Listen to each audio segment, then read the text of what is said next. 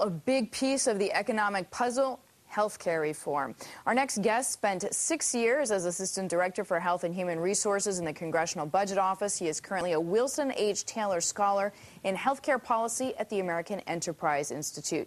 Joe Antos has his own prescription for the nation's healthcare woes, and he joins us now. Joe, glad to have you with us. You say, bottom line, it's not the time for government to be spending on healthcare. I want to ask you, how can you refute the Obama administration's claim that if we don't do it now, the price is going to go much higher in the future? That's a good question. The administration claims that in the depths of one of the most serious recessions that we've had in decades, that now is the time to spend not just $1 trillion over the next 10 years, but to permanently install an entitlement that will continue to rise in cost over many, many years.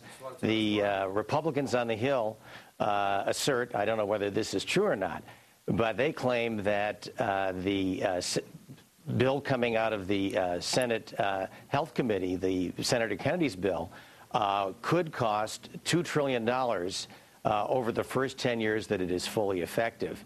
$2 trillion, and it would continue on. That's a huge chunk of change. That's a huge new entitlement. And the question is, can the economy afford it? But some people say, Joe, that even in the third quarter, I mean, nobody's expecting rock star growth from the economy, but people say we will see growth, actually, in GDP in the third quarter, meaning we are coming into a recovery. And most people agree healthcare reform has to be tackled. Well, these are pundits who agree and politicians who agree. The real question is, do the American people agree? And they don't know yet. They haven't seen the details. They don't know how they're going to make out. I think this is a really big question. The really sad thing here is that politicians in Washington are focusing on, quote, paying for $1 trillion worth of costs over the next 10 years. Well, what does paying for mean?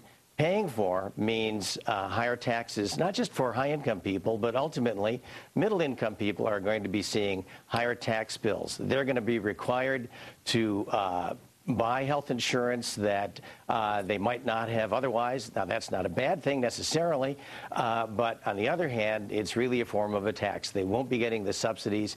That money will be coming out of their pockets.